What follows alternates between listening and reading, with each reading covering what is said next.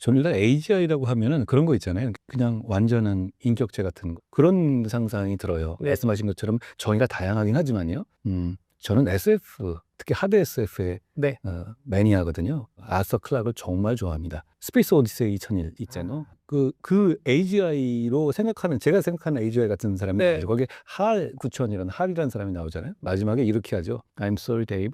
I'm afraid I can't do that. 예. 시키는 일을 안 합니다. 전원을 끄라는 걸 거부하죠. 저는 그게 이게 이럴 수도 있겠는다는 공포 중 하나로 다가오는데요. 말씀하신 AGI가 여러 단계가 있다고 저도 들었어요. 오픈 AI에서는 이렇게 얘기하잖아요. 뭐 몇 단계 중에는 그 단계 중에서 4단계가 아마 혁신가를 대체하는 것, 그리고 5단계가 어떤 특정한 조직 자체를 대체하는 것, 이런 거잖아요. 네. 그런 단계로 보면 보통 뭐 3년 내에 오겠다고 하는 분들도 많이 네. 제가 근데 그 점에 3년이란 말을 굉장히 이 강하게 자극으로 받아들였던 이유가 저는 앞으로 이제 대통령이 될 사람이 3년의 임기를 마치고 그냥 새로운 시대를 열어야 된다, 이런 주장을 하는데요. 결국은 이 AI 시대가 결국은 3년 내에 승분할 수도 있는 시대인데, 그러니까 지금 우리가 정말 정신 차리고 집중해야 된다, 이런 생각을 했었습니다. 말씀하신 것처럼 컴퓨팅 파워가 GPU 문제겠죠. 네. 그리고 인재, 얼마나 많은 인재들을 모을 수 있느냐, 이 산업을 가질 수 있느냐, 뭐 이런 문제들에도 저는 거기다 전력도 중요하다고 생각해요. 네. 정부 차원에서는요. 그리고 데이터도 물론 중요하죠. 네. 그것보다도 컴퓨팅 파워의 문제에서는 결국은 GPU 확보 문제 같아요. 네네. 지금은 이제는 그 전쟁이 와 있죠. 예. 우리나라도 한 18,000장 정도를 해서 AI 컴퓨팅 센터를 만들겠다, 이런 형식의 네. 법인으로 만들어죠. 그렇게 하겠다는 계획이 있는 것으로 아는데요. 꼭 네. 필요하다고 생각합니다. 100개 구해서 하나씩 나눠준다, 이거 가지고는 의미 없는 예. 거예요. 결국 이 밴드 형식으로 이 한 대 모아야지 네. 거잖아요. 한 대 모아 놔서 네트워킹을 만들어 놔야지 의미가 있는 거고, 거기서 사용할 수 있는 시간들을 좀 배정하는 방식이 네. 돼야 된다고 생각합니다. 거기 집중해야 되고요. 그거는 이미 늦었지만 근데 딥식이 지금 하는 거 보면 우리 입장에서는 아직 안 늦었다, 지금 한번 때려 넣어보자, 이거 네. 반드시 필요한 때라고 생각해요. 근데 그 과정에서 이런 생각을 합니다. 제한이 너무 많아요. 네. 너무 아주 뭐 중소업체만 들어간다? 그렇게 하는 거는 좀 문제가 있다고 생각해요. 왜냐하면 우리나라에서 어느 정도 큰 기업도 지금 이 세계에서의 AI 전쟁 전체로 놓고 보면 굉장히 작은 수준이거든요. 그렇죠. 그렇다면 이런 장벽을 낮춰야 된다는 생각을 하는 거고요. 결국은 GPU를 많이 확보하자라는 생각이 있습니다. 정부 차원에서 해야 돼요. 네. 그리고 데이터 문제는 이런 생각을 해요.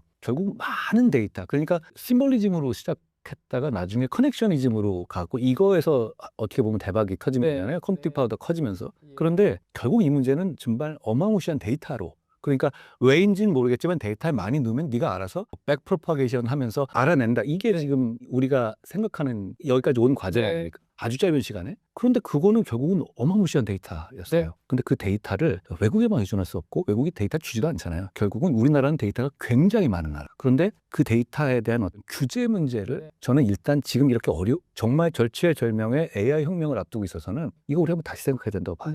개인정보 보호법 굉장히 강하거든요. 예를 들어서 제가 법무부 장관 할 때 이런 이슈가 있었어요. 민주당하고 좀 굉장히 부딪히는 이슈였는데요. 법무부는 출입국을 관장합니다. 출입국에 들어왔었을 때 정보라는 게 엄청나거든요. 얼굴들, 각국의 다양한 사람들, 우리나라에 들어오는 시점, 뭐 여러 가지 정보가 다 들어옵니다. 이거를 개인정보 문제를 최대한 세수한 상태에서 활용하게 하는 과기부랑 그런 일이 있었어요. 근데 이 문제를 가지고 정치권에서 엄청나게 문제를 걸었어요. 근데 이 공무원들은요, 이렇게 정치권에서 문제를 제기하면 싸워서 이길 수 있는 분야긴 하지만 이걸 물러가게 됩니다. 근데 이런 식으로 가게 되면 중국이 사실 딥시크가 무서운 것 중에 하나가, 제가 중국을 비하하는 건 아닌데 거기가 그렇게 개인정보 보호를 제대로 하면서 정보를 모았을 것 같지 않습니다. 아무래도 그렇지 않죠? 근데 그게 지금은 이렇게 물불 안 가리는 혁명의 시대에서는 저는 우리가 그런 면에서의 피시주의를 좀 벗어나야 되지 않는 생각을 가지고 있습니다. 그러니까 영국에서는 세이프티 존 같은 거를 운영한다고 하더라고요. 어떤 그런 걸 운영해서라도 지재권이나 그리고 그런 그 개인정보 문제를 해결하는 게 필요하다고 생각해요. 정책이. 그리고 또 더 나아가 인재는요, 너무너무 중요하죠. 근데 우리는 의대만 가려고 하잖아요. 일단 성공할 수 있는, 그리고 롤 모델을 만들어줄 수 있는 기회를 많이 만들어줘야 돼요. 아주 하 박사님 같은 그런 훌륭한 인재들을 롤 모델로 삼을 수 있는 분위기를 만들어줘야 되고, 그리고 그런 것 같습니다. 양성도 중요하지만 여기서 빠져나가지 못하게 하는 것. 여기 우리나라에서 연구하고 우리나라에서 기여하고 여기서 우리 기업에서 일하는 것 자체가 본인의 인생에 도움이 되고 본인의 인생에 행복할 수 있도록 환경을 만들어주는 게 대단히 중요합니다. 우리가 양성하는 것보다는 사실 이렇게 단기전에서는 못 나가게 막아주는 게 중요한 것 같아요. 네, 그게 외국에 들어오든 우리가 한든 이런 인재 정책이 대단히 중요하고, 그리고 그것이 조금 더 나가면 지방의 거점 대학을 뭐 세이프티 존하고 연관한다든가 이런 식의 인센티브를 주면서 AI 중심으로 키울 수 있을 생각도 듭니다. 에너지 문제요. 전력이 정말 중요하잖아요. GPU를 수만 장을 돌려가지고 막 하다 보니 네. 구조적으로 보면, 그러니까 지금까지 최근에 전 세계에서는 유럽도 마찬가지고 에너지 문제에서의 PC주의, 그러니까 아리백을 강조한다든가 네. 기후 에너지를 언제까지 해야 되나, 이 얘기가 점점 사라져가고 있습니다. 왜냐하면 미국도 그렇고 EU도 그렇고 지금 이 AI 혁명이 어떤 건지 정확하게 이해하고 있거든요. 예. 그럼 지금 상황에서는 지구는 조금 나중에 사랑하고 일단 우리나라가 잘 돼야 되는 게 중요하다고 네. 생각해요. 그런 차원에서 저는 역시 에너지 문제에서의 PC주의를, 과도한 PC주의를 걷어내야 한다는 생각이 네. 듭니다. 우리나라의 AI에 대해서 좀 불안감을, 요즘에 계엄 이후 더더욱 그런데요, 불안감을 가지신 분들이 네. 있는 것 같아요. 민간 뭐 국가 지정하고. 그런데 AI 밸류 체인에서 전체 파운데이션 모델 네. 포함해서 전 응용 모델까지 전체를 다 그래도 어느 정도 섭렵하고 있는 나라가 몇 안 되는데, 이거 중국 말고 거의 한국이 유일하다고 들었습니다. 실제로 그렇습니까? 밸류 체인을 어떻게 정의하느냐에 따라 다르지만 클라우드, 반도체 이런 것들까지 다 포함하면 사실 프랑스도 약하고요. EU의 대부분 국가들이 하이퍼스케일러라고 얘기를 하죠. 아마존 AWS, 마이크로소프트, 애저, 구글 클라우드를 거의 다 사용을 합니다. 그런 측면에서 보면 밸류 체인이 상당히 구멍이고, 그걸 어느 정도 갖춰나가가 미국, 중국, 러시아, 한국 정도인 것 같습니다. 물론 기술력 격차는 있긴 하지만요. 대표님 말씀하셨던 것처럼 어쨌든 경쟁력을 가지고 있다. 그래서 어쨌든 우리나라에서 할 수 있는 게 많다라는 네, 맞습니다. 것을, 저 인재를 영입하고 인재를 여기 유치하는데 잘 활용해야 하지 않나, 이런 생각이 듭니다. 네, 중요한 의견 주셨습니다. 결국은 인센티브예요. 네. 결국은 여러 가지 정책이 있을 수 있지만, 조금 제가 좀 도발적이고 이건 조금 예민할지 모르겠지만 젊은 인재가 하는 거거든요. 오래 한다고 잘하는 문제도 아니고, 오래 했기 때문에 오히려 더 자기의 과거의 생각이 갇힐 수 있는 일이라고 제가 들었습니다. 그러면 우리 젊은 인재들에 대해서 지금 병역특례 제도가 여러 가지 이미 인정되고 있거든요. 이 AI는 AI 기술에 있어서는 그 특성에 맞게 조금 보완할 필요가 있는 부분도 있는 것 같아요. 네. 기업의 규모가 작은 데에 한해서만 병특이 가능하잖아요, 지금. 네, 지금 현재는 그렇습니다. 그렇죠. 근데 문제는 그런 데서는 AI 연구를 안 합니다. 쉽지가 않죠. 아무래도. 그리고 그거는 그 한계가 있고, 그렇다면 우리 외국에 지금 AI 연구를 하는 대한민국의 우수한 젊은이들이 많이 유학생들 있죠. 그런 분들에서 우리나라에서 좀 봉사하고, 그런 면에서 본다면 그런 조정도 필요한 상황 같아요. 지금은 비상사태거든요. 네, 맞습니다. 저는 일단 이 생각을 한번 했었어요. 제가 이 딥시크 쇼크를 보기 전에는요, 파운데이션 모델, 그거는 이미 미중이 갔었으니까 우리는 응용 모델 가지고 조금 자동차 하면서 여기서 이익을 내자. 사실 이익은 이쪽에서 많이 나는 것도 맞아요, 응용 쪽에서는. 그런데 제가 딥시크 쇼크를 보면서는 이거는 이 정도의 기술 상황이고, 이렇다면 이런 방식이 통한다면 우리도 늦지 않았는데, 이렇게 생각을 했습니다. 맞는 얘기인가요? 네, 저는 당연히 옳으신 말씀이고 약간 부족하더라도 해야 된다라고 생각을 하거든요. 그러니까 국민들이 이거 잘 모르시는 것 같아요. 딥시크 R1이 나와 있죠. 지금 우리나라에서 그 정도 파운데이션 모델 만들 수 있습니까? 한 두세 개 정도 기업은 이미 그 정도 수준의 기술력을 확보를 하고 있습니다. GPU가 조금 부족한 게 아쉽긴 하지만 N사, L사 기업들이 이미 확보를 하고 있죠. 네이버나 LG 뭐 이런 곳이 주로 많이 하고 있죠. 근데 문제는 지금부터인 것 같아요. 지금부터 이 R1 단계가 아니라 지금부터 쟤네들은 계속 뭐 돌 거 아니에요. 그렇죠. R2, 3, 4, 5 가격제가 해서 잘 모르지만 딥시크라는 게 사실 딴 기술이라기보다는 일종의 선생님한테 왔다 갔다 하면서 증류하는 모델이고, 그리고 믹스처 오브 익스퍼트 같은 분절해서 나눈 그런 거잖아요. 그러면 이 기술은 사실 믹스처 MOE 같은 경우는 뭐 비용도 많이 들고 시간도 많이 걸리지만, 이게 사실 자기 자체 내에서 선생님 모델을 증류하는 걸로 서로 간에 같이 한다면, 이거는 계속 자기들이 발전을 자가 발전을 하면서 단계가 높아지는 거 아니겠어요? 근데 그렇다면 우리가 지금 단계에서는 GPU가 정말 중요한 것 같고, 그걸 많이 해서 우리도 그 단계를 높이는 단계에서 정말 그 박차를 가해야 되겠다, 이런 생각을 합니다. 그런데 확실히 일자리의 문제는 많은 분들이 걱정하실 거예요. 그 부분에 대해서 나중에 또 말씀드릴 기회가 있겠지만, 그래도 기회가 있지 않을까 싶어요. 우리가 산업혁명을 겪으면서도 여기까지 왔잖아요. 네네. 역시 비슷하게 에이전트 시대로 갈 네. 수밖에 없지 않을까요? 그러니까 한 번 더 생각하고 귀찮은 단계를 없애서 네. 알아서 다 해주는. 네. 그러면 그 시대로 가게 될 것 같습니다. 결국은 이 안에 다 들어가고 네. 그리고 뭐 말로도 하게 되고 그러면 AI 리터러시 문제도 네. 탁 부분 예. 좀 폭이 넓어지겠죠. 네. 오픈소스를 한다 하더라도 결국은 얘네가 언제든 닫을 수 있는 거잖아요. 맞습니다. 그러면 우리도 이 자산에서 이 방향을 갖고 있는 거하고 안 돼하고는 천지차이가 나는 데다가 한글 데이터 같은 경우는 우리 어떤 국익이라든가 철학을 반영할 수 있는 국민들이 많이 있잖아요. 그래서 저도 사실 영어 검색을 더 많이 하거든요. 챗GPT를 많이 쓰거든요. 훨씬 더 질이 좋아요, 나오는 네. 질이. 아무래도 그러다 보면 근데 딥식도 마찬가지로 무슨 뭐 천안 물어보면 얘기 안 나온다 이런 것처럼 이게 그냥 이 친구들이 다 뉴트럴한 애들이 아니고 이 각자 입장을 너무 그 자기 스스로의 진영놀이를 갖고 있어요. 예. 그렇다면 우리도 세계적으로 우리 입장을 대변하는 그런 빅데이터와 MOE 같은 거를 충분히 준비해야만 하는 당위성은 분명히 있는 것 같아요. 네. 그 격차가 되게 크잖아요. 그리고 결국은 우리는 사용하는 사람들이 많아지면 당연히 그 산업은 발전하는 네. 거 아니에요? 그러니까 우리가 디지털 리터러시가 정말 강점이어서 코인 문제에서 우리가 앞서 나갔듯이 AI 리터러시도 대단히 중요한 거고 네. 이거 사실 별거 아니잖아요. 네, 많이 써보면 이걸 왜 많이 쓰냐? 이게 더 편하다니. 그걸 활용하게 되면 이거는 그러니까 지금까지의 다른 이 정책과는 완전히 다른 얘기예요. 좀 다른 얘기지만 인간의 능력이라는 게 체력, 지력 아니에요? 우리 인간이 20만 년 전에 나왔지만 이 두 가지를 가지고 여기까지 왔는데 그런데 체력을 산업혁명이 극복했잖아요. 그리고 지력을 지금 이 AI 혁명이 극복하는 장면에 있는 거예요. 그러면 이거는 그냥 몇몇 앞서가는 사람의 문제가 아니라 나라 전체가 뛰어들어야 될 문제다라고 생각합니다. 그러면 지방의 군소 업체나 이런 쪽에 대해서는 결국은 지원의 문제예요. 그리고 이 지원이 저는 다른 지원처럼 그렇게 증발해버리거나 새는 지원이 아니라고 써보면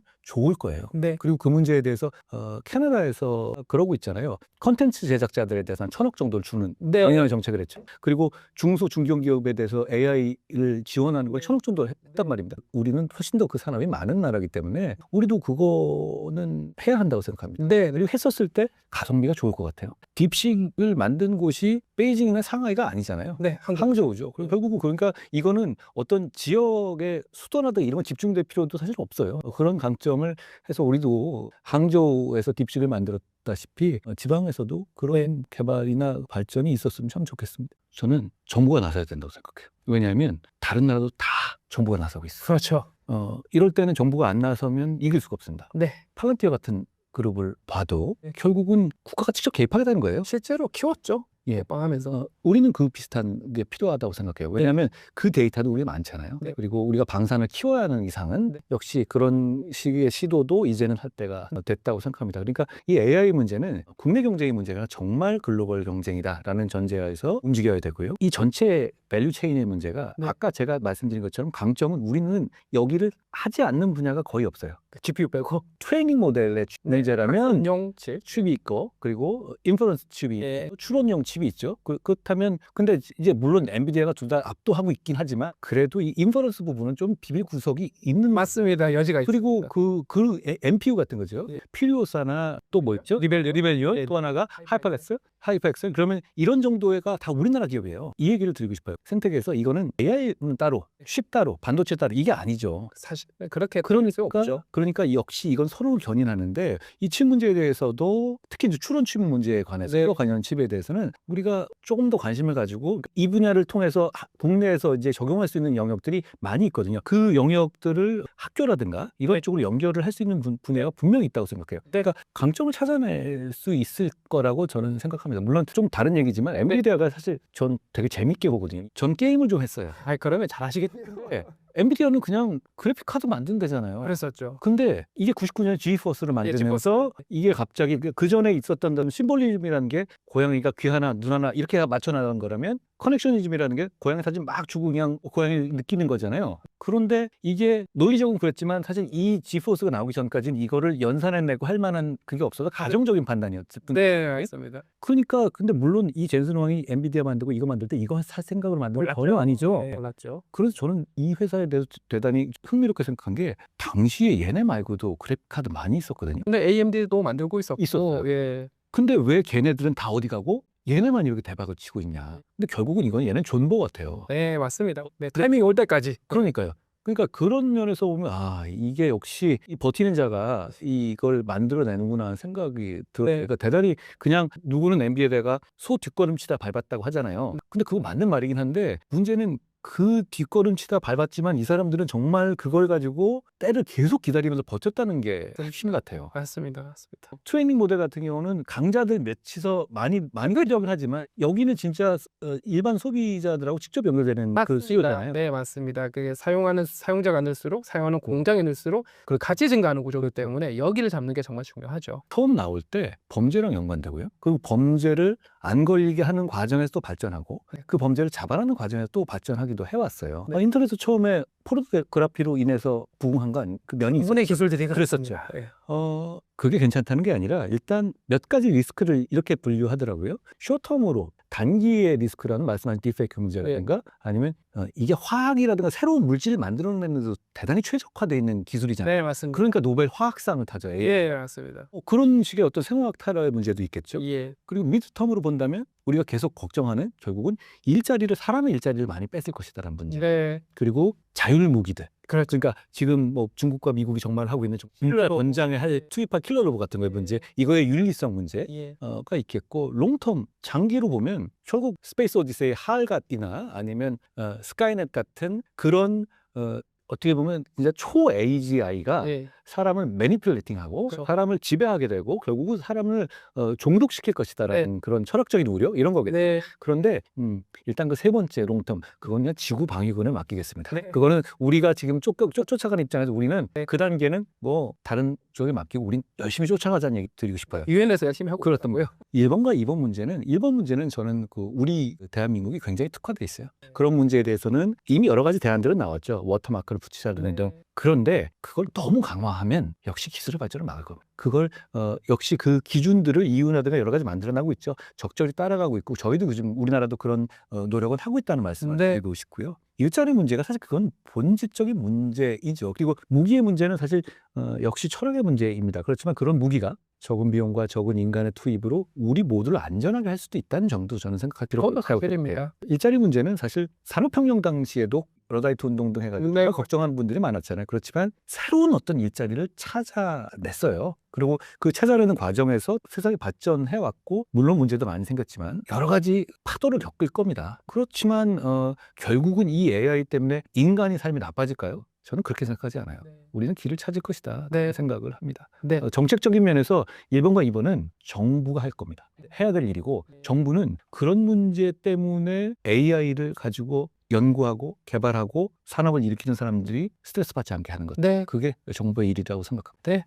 많은 형식을 바꿀 수 있을 거예요. 그렇지만 어디까지 바꿔줄지는 아직은 모르겠습니다. 그렇지 않습니까? 그런데 예를 들어서 뭐 화웨이 같은 데는 다크 팩토리라는 거를 하잖아요. 24시간 동안 돌릴 수 있는 거죠. 그러니까 생산성 자체는 좋아질 수밖에 없고 그랬을 때 부의 집중이라든가 이런 문제는 당연히 커질 수밖에 없는 상황이죠. 결국은 노동시간은 줄어들게 될 겁니다. 그리고 그건 우리가 가야 될 목표이기도 해요. 그러면 결국은 그걸로 인한 생성되는 부를 제대로 분배할 것이냐 그리고 얼마만큼 그것을 사람을 위해서 제대로 쓸 것이냐 이런 문제가 남게 될 거라고 보고요. 그런 문제 면에서 AI의 혁명은 결국은 인간을 위해서는요. 복지 정책과 함께 가야 된다고 생각해요. 일하지 않아서 걱정된다. 일은 덜하지만 이걸로 인한 생산성으로 인해서 복지 혜택을 받을 수 있어야 돼요. 그러니까 결국은 잘 살자고 한 거 아닙니까? 뭐 AI가 해서 뭐 기분 좋으라고 하는 건 아니잖아요. 그 면에 있어서 결국 제가 생각하는 정치가 저 성장은 복지의 도구라고 생각해요. 잘 살기 위해서 하는 거고 그러면 그 성장이 어디서 옵니까? 지금 이렇게 산업혁명 이후에 정말 대단한 혁명에 인간의 두 번째 한계를 극복하는 대단한 혁명의 문턱에서는 결국은 AI 산업을 통해서 성장할 수 있다고 봐요. 그러면 과거에는 제가 어렸을 때는 전 젊은 분들한테 미안한 마음이 이런 마음이 들거든요. 진짜 8%, 7%, 9% 이런 성장률이 영원할 줄 알았어요. 양질의 일자리는 널려 있었고 노력하지 않아도 어떤 기본은 되는 그런 상황이었어요. 그런데 우리가 선진국이 되다 보니까 그게 꺾였죠. 연금 문제, 청년 문제, 저출생 문제 이런 문제 여러 가지 문제들이 결국은 저는 우리 성장률의 둔화와 직결되어 있다고 생각해요. 그런데 지금 산업혁명 이후에 정말 대단한 혁명을 지금 우리가 몇 년 앞에 앞두고 있어요. 저는 이게 결국은 우리나라 성장에 드라마틱한 성장을 재현할 수 있다고 생각해요. 그러면 그걸 통해서 우리가 갖고 있는 여러 가지 문제를 해결하고 그리고 보편적인 복지를 할 수 있어야 한다고 생각합니다. 걱정되는 만큼 결국은 그건 정책으로 풀어야 합니다. 그리고 이런 말씀을 드리고 싶어요. AI는 투표권이 없습니다. 저는 사람을 보고 정치하잖아요. 다른 정치도 마찬가지고 결국은 그 과정에서 사람이 소외되는 예전에 산업혁명 당시나 이럴 때는 민주주의가 발전되지 않을 때였습니다. 우린 자유민주주의 사회잖아요. 그러면 국민이 잘 사는 사회를 만들기 위한 투표권은 여러분들한테 있잖아요. 그걸만 보고 일하는 정치인들이 있고요. 그 점을 서로 잊지 않으면 저는 너무 걱정하실 필요 없다고 생각합니다. 네. 굉장히 중요한 포인트를 짚어주셨습니다. 국민들이 투표하는 거지 AI는 투표하지 않지 않습니까? 네, 맞습니다. 사실 이런 분위기가 되는 거는 지정학적인 전쟁이 벌어진 거는 꽤 된 얘기잖아요. 네. 몇 년 됐죠. 그런데 사실 그 이전에는 우리 배울 때 이렇게 배웠어요. 자본에는 국경이 없다. 기술에는 국경이 없다. 그런 세상이 올 거다. 이렇게 네. 됐었죠. 그런데 어느 순간에 자본의 국적이 이렇게 중요해질 줄은 정말 모르는 상황이 됐고 기술의 국적이 이렇게 중요해질 줄은 모르는 상황이 된 거죠. 여기까지 온 상황에서 저는 오히려 기회가 있다고 생각해요. 결국은 블록화 됐잖아요. 한미일 블록, 북중러 블록. 거기서 우리는 오른편에 이기는 편에 서야 되고 당연히 한미일 블록에 서야 되고 운 좋게도 지금 그 점에 있다는 점을 활용을 잘 할 수 있다고 생각해요. 사실 딥시크가 쇼크가 있었던 건 사실 미국이 엔비디아에서의 어느 정도 일정 성능 이상의 칩을 중국에다가 공급하지 않으려는 그런 정책을 해왔고 그게 어느 정도는 통화해서 뭐 안 되나 할 뻔도 했는데 그게 아니라 이 딥시크가 MOE라든가 증류라는 그런 방식을 통해서 우회를 해버린 거잖아요. 이런 방식이면 우리 할 수 있어 혼자서 이런 얘기를 한 거죠. 그걸 보면서 저는 그걸 느꼈어요.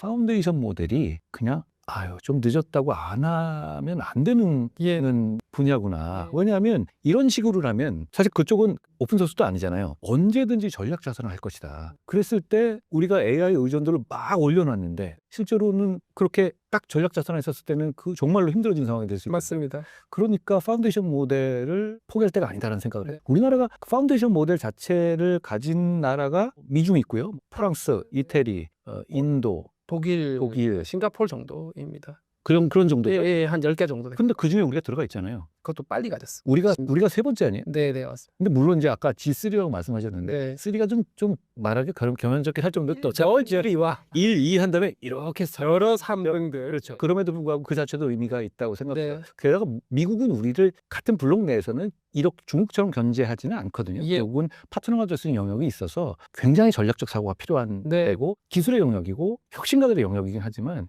역설적으로 정치가 정말 중요하다고 생각해요. 어떤 판단을 하느냐. 그리고 이 AI 산업과 이 AI 생태계의 문제를 얼마나 우선순위로 놓는 정책을 펴는 저는 그게 대한민국의 생존을 좌우할 거라고 생각합니다. 굉장한 기회라고 생각해요. 동남아 국가들 만만하지 않습니다. 그리고 중국과의 생각들, 미국과의 생각들이 좀 미묘한 면들이 있어요. 이 사람들은 SNS 시대 그리고 뭐 여러 가지 동북적 공정이라든가 여러 가지 문제에서 이 미국이나 중국한테 좀 당했다. 그 전철을 밟지 않겠다라는 어떤 그런 판단을 반성적 판단을 저는 하고 있다고 생각해요. 게다가 그리고 동남아 쪽의 언어들은 아직까지 데이터베이스가 제대로 되어 있지 않아요. 그럼 영어권이나 이쪽에서 그렇게 집중하고 있지도 않고요. 그렇지만 아직까지 AI 기술에서 많이 뒤떨어져 있죠. 그럼 이분들도 어떤 발전의 파트너를 정해야 될 겁니다. 그런 면에서 저는 대한민국 매력적인 카드라고 봐요. 왜냐하면 조금 러프하게 말하면 좀 만만하고요. 왜냐? 중국과 미국에 대한 불안이 그런 거 했었을 때 얘네들은 그냥 종속돼 버리는 거 아니야? 그런 거에 우리는 그렇게 위험한 친구가 아니에요. 막 그렇게 언제든 막 그렇게 생각 정도의 친구가 아닙니다. 그렇지만 충분히 기술적인 이 가치 체인을 가졌고 그걸 지금 우리가 여러 단계에 거쳐서 문화적인 면에서라든가 기술적인 증명해 왔잖아요. 그리고 우호도도 있고요. 친근감도 있고 그렇다면 저 동남아 그리고 중동 이쪽과의 동맹을 만들어내는 거는 상당히 그래도 조금 야무진 꿈이긴 하지만 가능한 일일 수 있다고 생각합니다. 어떤 적대적 관계가 나라별로 있어버리니 그렇다면 저는 우리한테 기회가 있지 않을까 생각해요. 인류가 한 20만 년 전에 태어났잖아요. 그리고 자꾸 제가 스탠리 큐브릭 영화를 하지만 그게 첫 장면이 그런 거죠. 그러면서 한 900억 명 정도가 살았고 죽었다고 합니다. 생각보다 많이 죽었어요. 많이 죽었고 많이 살았죠. 근데 그 900명이 정말 인간의 한계를 극복하고 아니면 새로운 시대를 하는 정말 큰 퀀텀 점프를 하는 시대를 목적한 사람들은 그렇게 많지는 않을 거예요. 그렇겠죠. 신석혁명도 있었을 거고 청동기 혁명도 있었을 거고 여러 가지 있고 그리고 오랫동안 중세의 그 야무길 거쳐서 산업혁명이 있었죠. 산업혁명이 인간의 체력을 극복한 대단한 혁명 아닙니까? 그리고 그 다음에가 지금 인간의 지능을 극복하는 AI 혁명이 지금 이루어지고 있습니다. 저는 박사님도 마찬가지고 여기 계신 마찬가지지만 우리가 그걸 목격하고 함께 경험하고 있는 동지라고 생각해요. 산업혁명을 우리가 제대로 이는지는 몰랐죠. 그렇죠. 그 결과 결국 나라까지 뺏긴 거라고 저는 생각합니다. 그 생산성이 결국은 이렇게 이어진 거라고 봐요. 그러면 지금 우리는 우리 후손들 다 대표해서 이 대단히 중요한 이 시기에 AI 혁명에 올라타고 AI 혁명에서의 주인공이 되어야 될 임무가 있는 사람들이라고 생각합니다. 아무 세대에나 오는 일이 아니에요. 그리고 이게 아까 우리 얘기했지만 AGI가 3년 만에 온다면서요. 그렇죠? 3년, 5년이겠죠? 네. 실제로 그럴 수 있어요. 챗GPT 그래봤자 2022년 나온 거 아니에요? 2년밖에 안 됐습니다. 그렇죠. 이 세들이 이긴 게 2016년이에요. 그럼 그 이후부터 불과 얼마 안 됐고 이 속도가 일어날 건데 그럼 그 과정에 지금 우리가 말하는 어마어마한 AI 강자들이 튀어나온 거잖아요. 그럼 요 몇 년 동안에 그 죽인 더 잘 빠질 것이고 더 중요해질 거예요. 그러면 저는 사명감을 가져야 된다고 생각해요. 그러면 이 상황에서는 이게 단순하게 우리의 뭐 몇 년 만에 오는 그런 사이클이 아니라 진짜 몇백 년 만에 오는 중요한 혁명의 시기인데 여기서 규제 문제 그리고 정부의 투자 문제 그리고 집중도와 인재에 대한 대우 문제를 이거는 다른 국면으로 생각해야 된다고 생각합니다. 왜냐하면 이건 진영의 문제가 아니에요. 여기서 우리가 제대로 우리 일을 못하면 역사에 죄를 짓는 거라고 생각합니다. 그리고 그게 가능해요. 지금 저는 가능하다고 생각하거든요. 그 일을 하기 위해서 정부 섹터에서는요. 어떤 투자도 그렇지만 규제 면에서 네거티브 규제를 도입한다든가 그러니까 잘 모르잖아요. 지금 현재 돌아가는 상황. 그러면 되는 걸 열거할 게 아니라 안 되는 것만 안 되는 것 그렇죠. 그런 방식의 규제로 좀 열어줘야 돼요. 그걸 위해서 정확하게 뭘 해야 되는지를 제가 확신 있게 다 말할 수는 없어요. 네. 모르겠거든요. 그렇죠. 아무도 이 분야가 박사님은 다 아십니까? 알면 제가 벌써 복자가 됐겠지만 우리는 뭐냐면 그러니까 머리를 모아야 되고 네. 마음을 모아야 될 때라고 생각합니다. 그랬을 때는 저는 기회가 있을 거라고 생각합니다. 네. 저는 그 일을 하고 싶습니다. 네. 저는 지도자라는 말은 별로 안 좋아해요. 안 네. 좋아해요. 누가 누구를 지도하겠습니까? 국민 여러분들이 훨씬 더 잘 아는데요. 그런데 정치가 화방 놓지 말아야 된다고 생각합니다. 네. 이렇게 최동원과 선동열을 보유한 팀에서는 김웅료 같은 감독은 그냥 박수치고 응원해주고 등 두드려주는 게 중요하고 정부 역할은 일단 우리의 혁신의 에너지를 많이 응원해줘야 된다고 생각합니다. 네. 그 일이 어느 정도 이해와 어느 정도 애국심을 가지면 할 수 있는 일이고 저는 그 일을 잘하고 싶습니다. 제가 오해하고 있는 부분도 있을 텐데요. 그래도 이 문제는 저는 정치인들을 많이 뵈면서 이걸 깊이 들어가는 거를 조금 어려워하시는 분도 있어요. 그리고 잘 모르는 거를 인정하기 싫어하는 분들도 많고요. 지금 그러기에는 이건 거의 전쟁 같은 상황이다. 그리고 이 전쟁에서 우리는 반드시 이겨야 한다. 이런 좀 결기가 필요할 2025년이라고 생각합니다. 동의합니다.